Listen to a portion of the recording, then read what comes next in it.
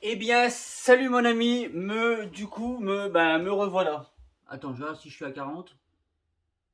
Vas-y, t'es à 40 quoi, toi? Je suis en train de préparer ma petite burette pour faire mon taux de compression de mon moteur. Du coup, j'ai préparé ma petite burette, comme ça, l'huile, elle s'écoule, machin, elle a bien le temps de se poser pour que je sois à 40, tout ça. Enfin, bref, voilà. Attends, je sais pas si tu me vois bien, je sais pas si je suis bien centré là. C'est peut-être pas trop. Si? Comme ça? Je sais pas. Bon, j'espère que tu vas bien depuis hier, que tu as apprécié ma petite vidéo. On va continuer le moteur du coup Polini Malossi. Je vais rebondir sur des coms que j'ai eu. Alors déjà, je vais te montrer. Parce qu'il y a deux trois personnes qui m'ont dit Eh, dis donc, t'as débouché le transfert dans le goujon. Non. Je t'ai dit Regarde bien. Donc là, je vais te montrer. Je vais te montrer en fait. Parce qu'en fait, il y a une cale dans base. D'accord. Je vais te montrer du coup avec la cale. Et tu verras qu'il n'y a pas de trou dans le transfert. T'es prête? Tadam! En fait, ce que tu as vu hier sur la vidéo, c'est ça. Blam. La cale qui avait tourné. Voilà. Voilà, mon ami. Voilà, c'est fini. La vidéo, c'était bien. Voilà, je te dis à demain. Non, je déconne. Donc voilà, non, non, j'ai pas débouché dans le transfert, hein. J'aurais débouché dans le transfert. Je te promets que je me serais mis des claques tout seul. J'ai quand même assez de. J'ai l'œil à peu près et je vois à peu près où je vais. Et voilà, le but, c'est pas non plus de faire n'importe quoi avec un moteur. Parce que, ben, t'as vite fait de planter un moteur pour des trucs à la con des fois. Donc, non, j'ai pas. Je sais à peu près où je vais quand même. Quand je gratte pas comme ça, tu vois. Je regarde les lignes, ça, machin, tu vois, j'essaye de faire les choses bien. Un peu de ménage. Donc on va continuer sur le moteur. J'ai aussi eu du coup, je sais pas si je rebondis là-dessus tout de suite sur la vidéo, je vais rebondir là-dessus tout de suite sur la vidéo. J'ai eu des coms, on m'a demandé du coup par rapport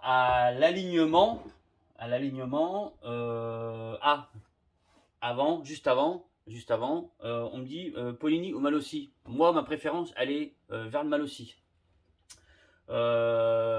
Pourquoi le Malossi? Pourquoi le Malossi plus que le Polini? Les Polini, ça c'est un Polini d'époque, hein. Donc qui est en gros, machin, tout ça. J'ai pas trop eu de Polini, on va dire, des nouveaux Polini qui sont plus en chrome, mais je pense qu'ils sont en Nicasil. Tout ça, bon, je pense que l'architecture est exactement la même. Pour moi, c'est deux moteurs différents. Il y en a qui va être un peu plus coupleux que l'autre. Le Malossi sera beaucoup plus coupleux. Moi, j'aime les moteurs coupleux. Le Malossi, pour moi, est bien et mieux foutu. La culasse, c'est mieux. Même si, du coup, elle comprime vachement trop. Tu seras obligé de reprendre. La culasse Malossi, si tu veux arriver à un taux de compression qui soit correct. Sinon, tu es à peu près sûr de faire un trou dans le piston, surtout si tu mets un petit carbu 19 avec un allumage MVTDD. Et voilà, c'est le combo parfait, je l'ai déjà dit, c'est le combo parfait pour faire un trou dans ton piston si tu as un mal aussi. J'ai souvent vu ou entendu les pistons mal aussi, c'est de la merde parce que ça fait des trous dedans. Non, c'est si tu as un trou, si tu as ce moteur là et que tu finis par faire un trou dedans, c'est parce que tu n'auras pas fait le montage correctement. Voilà, c'est des moteurs qui demandent une certaine attention en termes de sur le montage parce que si tu l'emboîtes comme ça, tu vas te retrouver avec un minimum de 15,5 voire 16 de taux. Voilà. Si tu l'appliques comme ça avec un squish, même des fois hyper haut. Tu vas te retrouver avec un squish de quasiment des fois entre 1,5 et 2 et tu vas comprimer à 15,5, 16. Donc si euh, tu vas te baser sur ton squish, tu vas dire tiens je vais mettre 0,70 de squish, bah forcément tu vas même comprimer à 18, 19 peut-être même. Donc c'est pour ça que tu vas te retrouver avec un trou dans ton piston parce que tu as mis un allumage MVTDD, parce que tu n'auras pas, tu vas te dire ben j'ai pas de place donc du coup je mets un petit carbu 15 ou même un petit carbu 19. Donc parce que tout ça, voilà, il y a des liens. Donc faut, voilà, si tu as un trou dans ton piston, les pistons Malossis ne sont pas mauvais. C'est juste le montage qui est pas entre guillemets mal fait. C'est pas une critique ou autre. C'est voilà, c'est des moteurs qui demandent une certaine attention. Donc moi je préfère le moteur Malossi au moteur Polini. En termes aussi de fiabilité, les moteurs Malossi, les cylindres Malossi, c'est incroyable tu peux, ça casse pas. Tu peux pas, tu peux pas. Si tu le montes correct, tu peux pas casser. C'est, j'en connais qui ont plus de 20 000 km qui marchent encore super bien. Et voilà. Et donc moi j'aime bien le moteur Malossi, que ce soit en air ou en liquide. Voilà, même s'il demande une certaine attention sur le montage, parce que pour moi il est plus coupleux et je préfère les moteurs coupleux. Donc voilà. Je vais aussi rebondir du coup sur les pourquoi il faut aligner du coup parce que voilà ça a suscité certaines du coup interrogations parce que comme je te disais hein, souvent les gens ont tendance à tout aligner machin blablabla. Alors tu peux aligner, je vais essayer d'être un peu plus clair du coup et essayer de faire un peu de pédagogie là-dessus, parce que je t'ai balancé ça un petit peu hier comme ça, et puis du coup, j'ai eu pas mal j'ai eu quelques questions du coup sur la page YouTube, et beaucoup de questions du coup en message privé. Je vais essayer d'être un peu plus clair là-dessus, et je vais essayer de te montrer, je vais te montrer.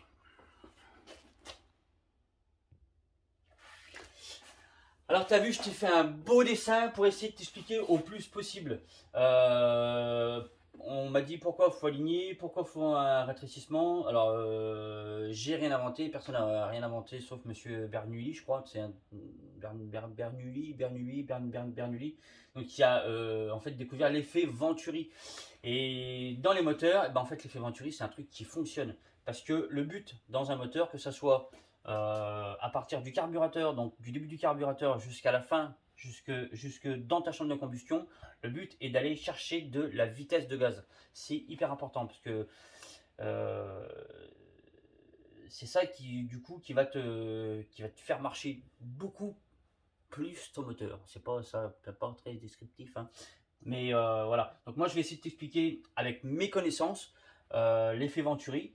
Après, je peux que te conseiller d'aller te renseigner, d'aller voir, et sur Google, tu vas trouver plein de trucs et tout sur l'effet Venturi. Sur alors c'est pareil, tu as plusieurs types hein, parce que tu as des effets Venturi donc avec des fluides compressibles et des fluides non compressibles. Nous, on a de l'air et de l'essence, ce sont des fluides qui sont c'est compressibles.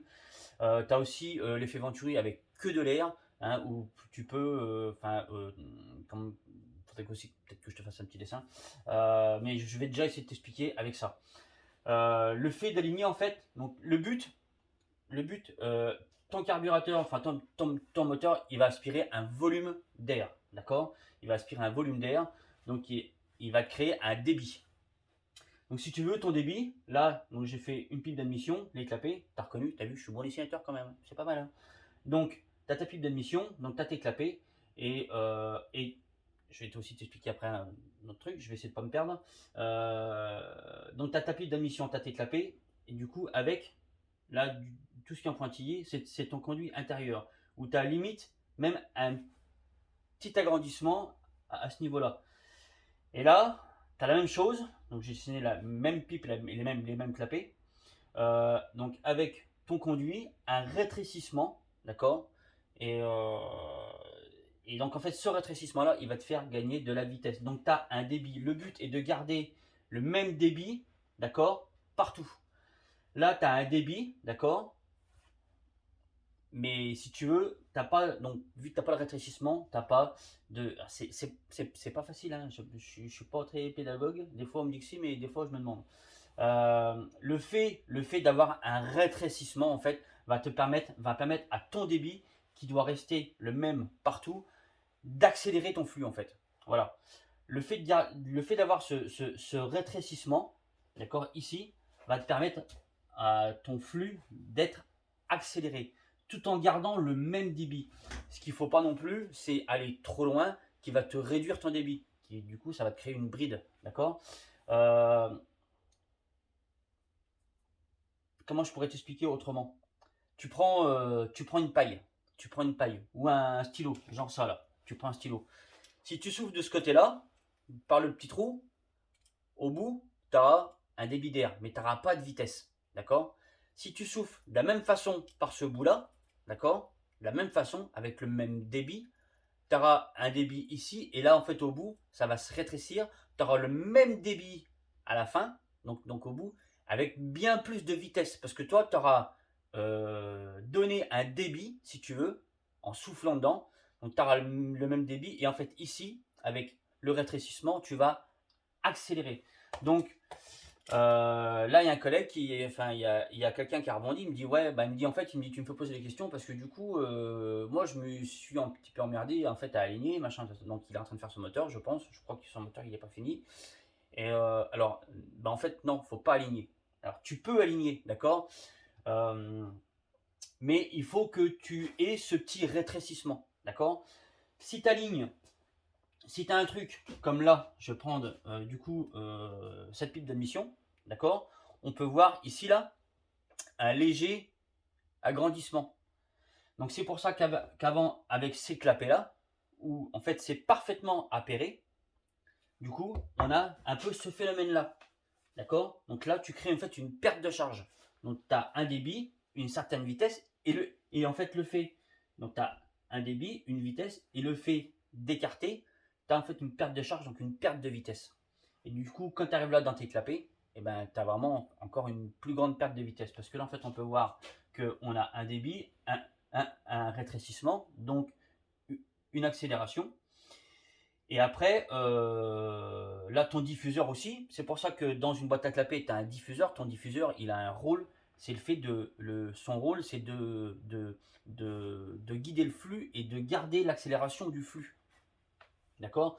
Ta boîte à clapet, elle a un pouvoir de restitution. C'est pour ça qu'aussi sur des moteurs, quand tu as des petits clapets et des gros clapets, des fois tu as vite fait d'avoir un cheval et demi, peut-être même plus, sur ça. Voilà. Parce qu'en fait, euh, ta boîte à clapet, elle a un pouvoir de restitution. Et si du coup tu accélères à fond et que du coup ta boîte à clapet, elle n'est pas en capacité de restituer ce que toi tu veux lui donner, parce que ton moteur il aspire, et bien forcément là ça va te créer en fait une bride.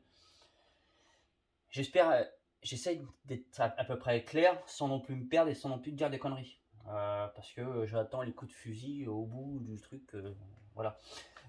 Donc le but, donc tu peux aligner, mais il faut pas en fait que t'écartes. Il faut pas que tu crées un élargissement. Sinon tu vas créer une perte de charge, une perte de vitesse. Et là pour ton moteur, c'est pas bon. Le but c'est de garder de la vitesse de là jusque, jusque là en fait. Voilà, jusqu'à jusqu'à ta chambre de combustion. C'est pour ça qu'aussi dans un transfert de cylindre, tu pars gros et en fait tu as un rétrécissement, donc tu as une courbe. Cette courbe-là va te permettre de créer de la vitesse du coup à ton flux et du coup le but c'est vraiment de garder de la vitesse de ton carburateur jusque ta chambre de combustion. C'est pour ça aussi que les différences d'épaisseur de clapet, de lamelles de clapet, elles ont aussi un rôle. C'est pour ça qu'on dit que, on dit, c'est comme ça, voilà, c'est comme ça, bon, c'est comme ça puis c'est tout. Que l'épaisseur en fait des clapets, des lamelles de clapet, là j'en ai différentes. Tu as des lamelles, là j'ai des Polini par exemple, j'ai aussi des carbones, donc qui sont tout aussi en carbone, donc qui sont bien plus épaisses, va te permettre aussi de garder aussi, elle, une vitesse de passage de ton flux. C'est pour ça que quand tu as des lamelles qui sont assez fines, d'accord, tu vas avoir du couple. Là, ça va te permettre de prendre du couple. Parce que tu vas créer en fait un certain débit, donc un certain régime moteur, d'accord. Par contre, quand tu vas être à un haut régime, ces lamelles-là, donc le fait qu'elles soient fines, elles vont créer en fait une perte de charge. Elles peuvent se réduire. Enfin, l'ouverture, du coup, elle sera, enfin, elle va pas se réduire, mais en fait, elle sera aussi un petit peu en fait aléatoire. Et du coup, ça va créer une perte de charge. Et le fait d'avoir des lamelles bien plus épaisses va, elles, par contre, te faire perdre un petit peu de couple, d'accord. Par contre, elles vont te permettre d'aller choper du régime, parce que ton moteur, lui, quand il va monter en régime, voilà, il aura un débit, si tu veux, constant, d'accord, et une vitesse de passage constante. Et du coup, tu vas garder la même vitesse, une vitesse importante du début jusqu'à la fin de ta chaîne voilà, jusque là quoi. Voilà, j'espère être à peu près clair. Ça c'est un Venturi de boîte à clapper de 85 CR sur lequel je travaille.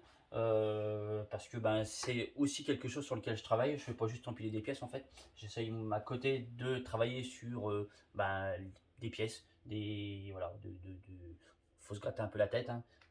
Parce que comme je disais hier, là, c'est pas juste en fait t'empiler des pièces et ça fonctionne. Non.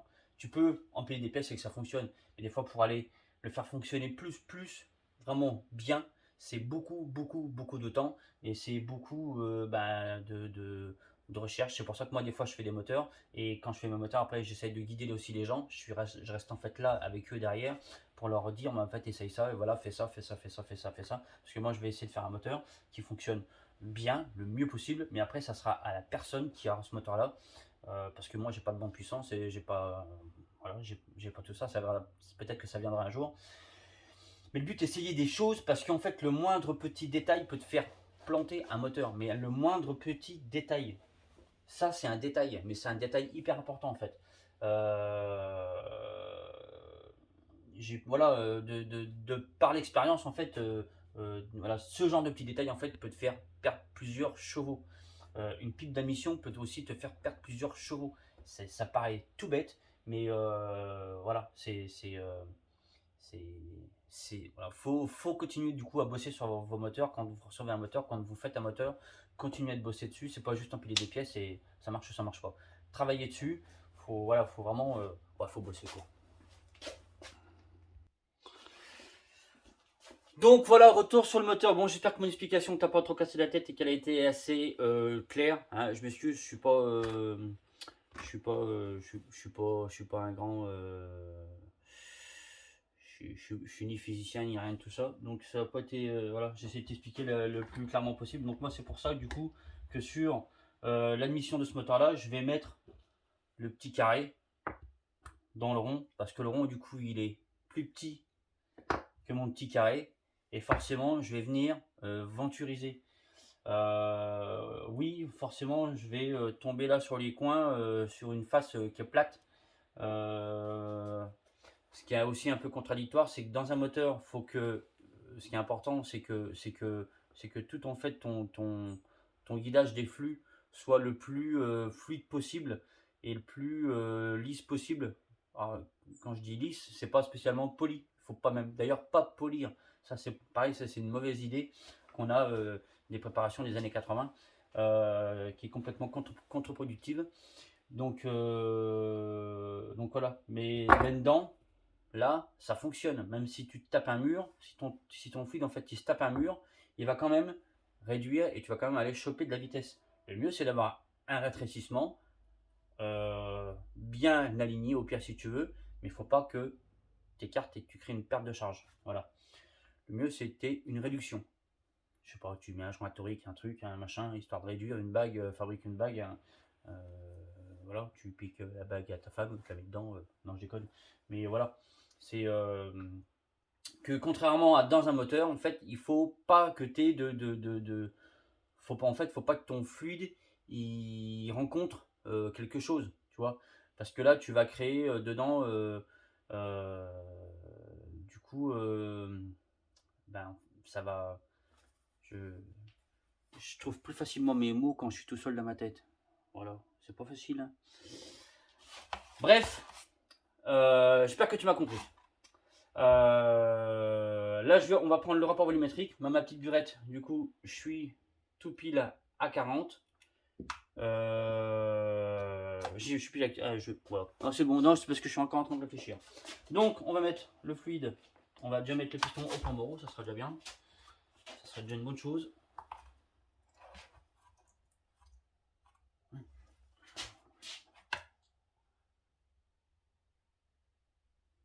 Hop. Voilà quoi, tout ça, hein? Tu m'as compris? Donc là, le but est d'aller choper le rapport volumétrique. Voilà. Je discute avec quelqu'un là la semaine dernière qui a fait son moteur, dont un Polini, Carter Polini, tout bien, carbu de 28, machin nanana.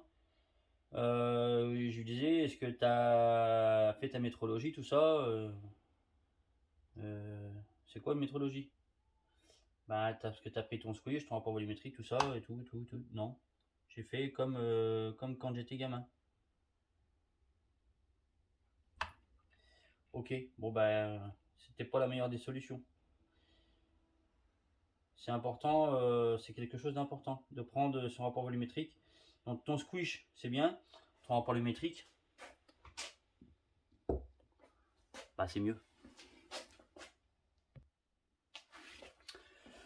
Donc voilà, moi j'ai fini mon petit calcul. On arrive à un taux de compression de 15-11. Donc je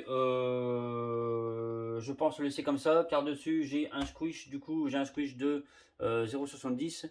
On a du coup des diags de 196, 132, 133. On est plus proche des 132, des 133. Donc 132, 133. De toute façon, à un degré près, ça va rien changer du tout. Donc on va avoir un moteur qui devrait normalement prendre un peu de régime. J'espère que le Villebrequin va faire son taf correctement.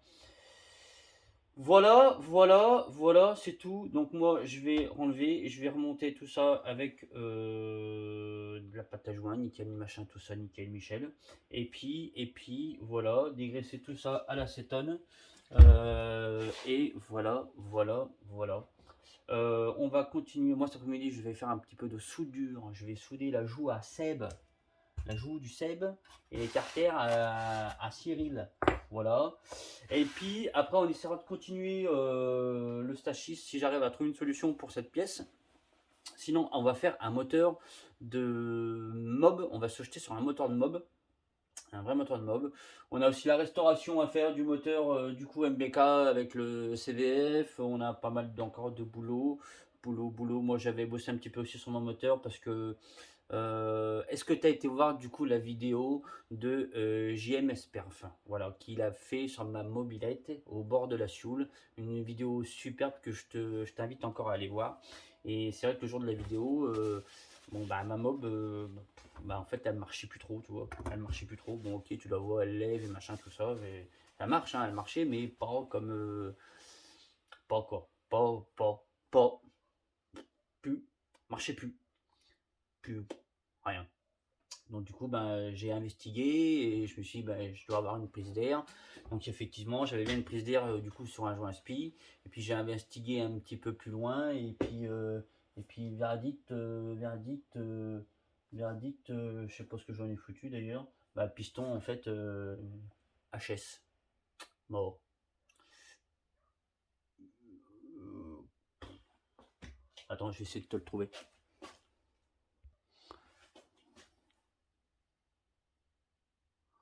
Voilà. Voilà ce qu'on a commencé de faire fondre là.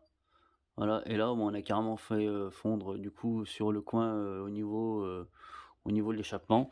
Donc bah, le piston du sans fast, bah, rincé quoi. C'est pour ça que ça marchait plus. Ça marche encore, hein, encore un peu la patate, mais pas comme patate qu'elle avait la bonne patate quoi. Donc bah, piston neuf. Du coup bah, j'ai remonté tout ça. Voilà, ça m'a pris un petit peu de temps aussi. Des fois je m'occupe un petit peu de mon matériel quand même, un peu plus qu'avant, j'avoue. Du coup j'ai monté ça comme piston. Donc si jamais tu regardes ma vidéo, que tu veux mettre que tu as un sans fast et que tu veux mettre un autre piston, mets ça. Du coup voilà, mets ça direct.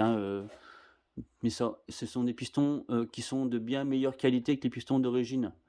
Les pistons d'origine d'un Too Fast, donc tu vois, ça c'est piston de la KTM SX 105. Voilà, hop. Donc si jamais tu as un 100 fast et que tu veux changer ton piston, vaut mieux ça, ils sont un peu plus chers, par contre ils sont d'une bien plus grande qualité, c'est une certitude. Les pistons de Too Fast, hein, ce sont des pistons météores, hein, ce ne sont pas des pistons d'une extraordinaire... ouais, c'est pas ouf, quand je l'ai monté, je m'étais déjà dit, bof, moyen quoi, et puis, ouais, bof, moyen quoi. Ouais. Donc, mais un petit Vertex, les pistons sont graffités, avec un petit point de non graffité au niveau de la barrette d'échappement. Donc ça va te permettre un petit peu une lubrification un peu plus mieux du coup de la barrette d'échappement. Voilà, voilà, voilà. C'est tout, voilà, c'est fini. Je vais démonter ça, remettre machin, remettre l'admission du coup comme j'ai envie de mettre. Et puis voilà, et puis ça va. Et puis je te fais des bisous, je te dis à bientôt. Moi je vais regarder cet après-midi le GP Moto, c'est l'avant-dernier. Je sais pas si tu regardes, si tu regardes pas. Moi je suis pour Martine. Tu t'en fous? Bah ouais, je te le dis. Parce que l'autre, j'aime bien, hein, mais il a une tête trop grosse. Et j'aime pas les gens qui ont la tête trop grosse. Même Martin, il a un peu la tête aussi grosse aussi, lui. Ouais, j'aurais préféré que ce soit Cartaro qui gagne, mais Cartaro, il est une poubelle. Donc, quoique, il peut faire quelque chose quand même de pas mal. Elle marche bien, sa petite moto aujourd'hui. Voilà, allez.